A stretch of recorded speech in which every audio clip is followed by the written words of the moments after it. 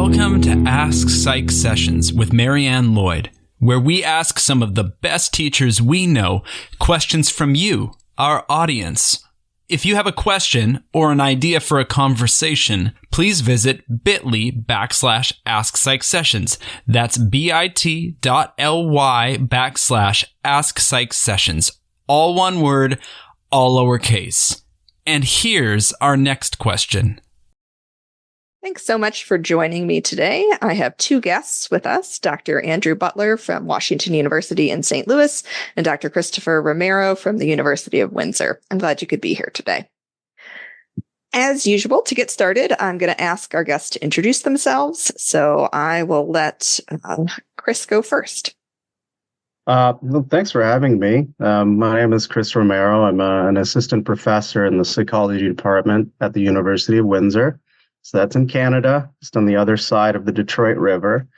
We have one of the oldest clinical psychology programs in Canada. And so we have 3 tracks. We have an adult psychology track, a child psychology track, and a neuropsychology track.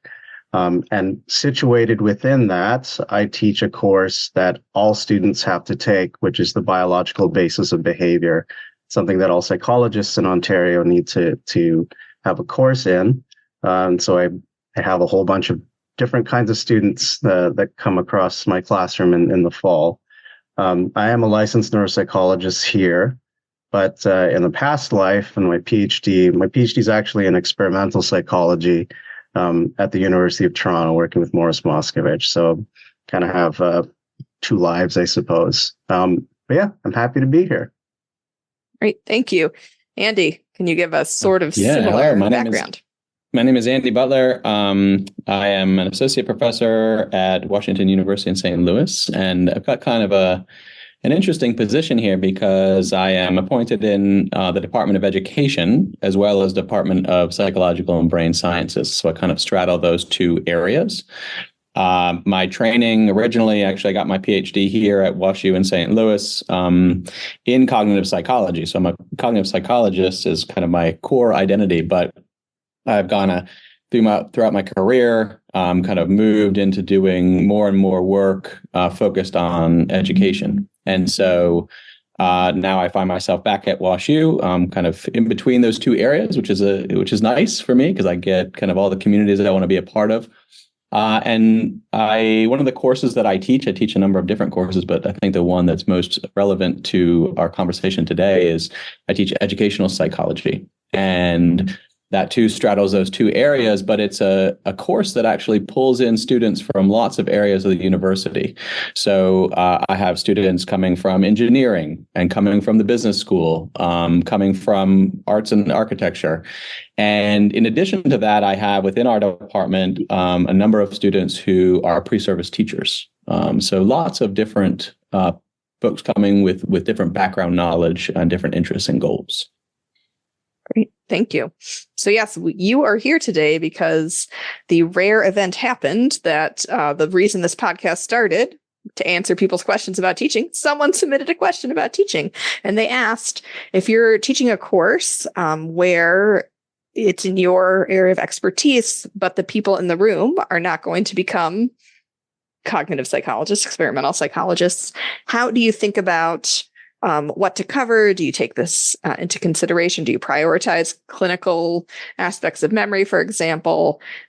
What do you do? And it turns out both of you teach courses that fit in this. So I thought it would be nice to hear about a couple of different kinds of classes. So Chris, why don't you start us off? The long and short of it is it's an ongoing process. I initially modeled this course after a survey course that I took in grad school on, different types of cognitive domains and the cognitive neuroscience and neural bases underpinning these things, and a lot of theory, a lot of, kind of cutting edge, thought on these things. And I gave it to, a room of, 10, 12 fresh-faced clinical psychology students, and some of them took to the material and others just freaked out. And I've since learned in subsequent iterations that, you have to balance the idea of going in depth for a graduate level course with the kind of breadth and meeting people where they're at. I use kind of more clinical terms. So what I've sort of done is I've essentially had to just stare at the syllabus really hard and think really about what do I want the students to walk away with in terms of this topic. We're not going to get to, all these different theories and things like that. But for a student who, let's say, wants to work with children who have ADHD and maybe conduct disorder or whatever, what do I want to make sure they understand about executive functioning in the developing brain? And it's a push and pull process. But I think I've approached it from the perspective of they're not everything in my course, but what do I want to make sure they don't forget as they go on and throughout their career and do other things. Great. Thank you. Andy, how do you handle this? I think this is a very complicated thing, and we all have experience teaching courses that have lots of different students in them, right? Be it undergraduate, graduate, be it coming from, different majors, backgrounds, et cetera. And I think, not just with this educational psychology course, but any course I teach, the starting point is knowing your students and trying to understand the knowledge and experiences that they're bringing in, their goals, their interests. And I do that in a lot of different ways. If it's a smaller course, obviously you can get to know students really well, but in larger courses, I tend to survey students ahead of time. And there's limited amounts that you can do kind of in the short run in a given semester to kind of completely tailor your course to the population of students you're teaching. But as Chris was saying, over the long run, right, this is a whole process. You iteratively refine the course, right, to try to make it useful to a broad number of people if you're really going to have all those different learners in your class every semester or every year. So that's kind of what I've done. I designed a course that tried to construe kind of educational psychology, and we really focus on learning as kind of the core, as learning being everywhere, right? If you're going to go be a business person, if you're going to go be a teacher, if you're going to, whatever you're going to do, you need to understand how people learn because it's going to be important to doing your job. And so with that kind of broad scope, we can go through theories and research and all kinds of stuff and try to tie it right to those practical applications that I think are going to be really useful for students. So one of the things I try to build into the course is a lot of autonomy and choice around assignments, right? So it's using the core things that I want them to learn about, but using it in a way that they're interested in and is useful to them going forward. And that's been a really successful recipe in terms of motivating students to engage with challenging material that may be pretty different than the kinds of stuff that they have encountered before. Well, you must be psychic, because what I wanted to ask were some specific examples of how do you think about assessments and assignments in these classes. So you just previewed that, Andy, so I'll have you answer. And then Chris, how are you... because the lecture piece is one thing, but then, what are they doing? And you want to give some examples of your favorites? Yeah, I had kind of a crisis in this course recently, actually, that led me to kind of redo some of the focus of the assignments in the course. So I got really good in this course, I think, at helping students kind of master a large body of knowledge, right, so to speak, right? Concepts, kind of understanding and memorizing particular factoids or other kinds of things, right? And we care a lot about that foundational knowledge. And I think I was also pretty good at getting students to be able to use things. So I had a lot of assignments that were kind of application assignments. We had to take this and kind of apply it to this situation, okay? But there wasn't a bigger thing. I felt like students were getting a lot of little things. And I wanted it to add up to more to them. So during, I guess this was a year and a half ago, I redesigned part of the course to focus on 3 big questions. And this was during the fall that we were coming back from COVID. So one of these questions, just as an example, was, how is learning in person different from or similar to learning virtually or online, right?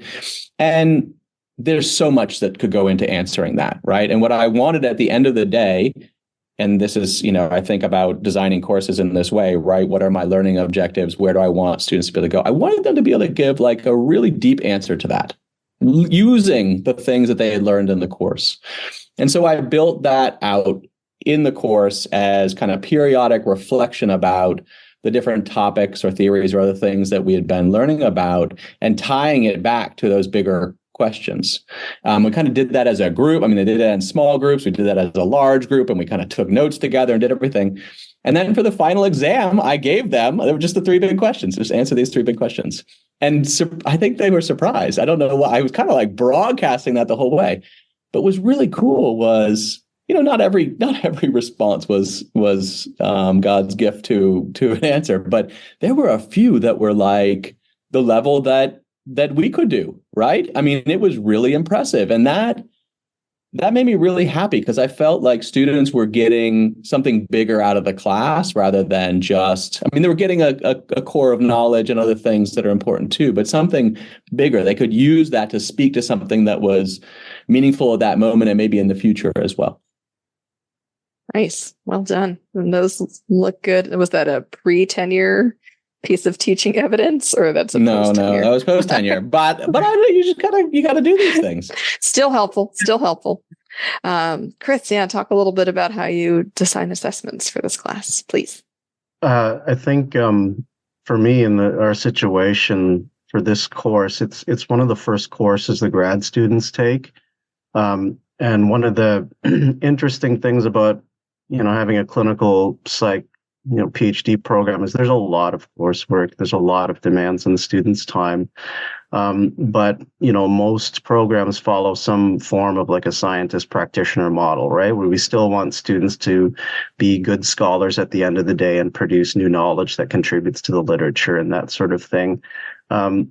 Some students who come into a clinical psych kind of program, they're still very much used to the undergrad mode of instruction and education, where there's a lot of textbooks and multiple choice exams. And so I sort of structured this course to help gently tease them away to other forms where we think critically about things. So I have reaction papers that on articles that they have to read and critically think about throughout the course. They can bring in other material and other thoughts, but I do want to give them some practice in that regard.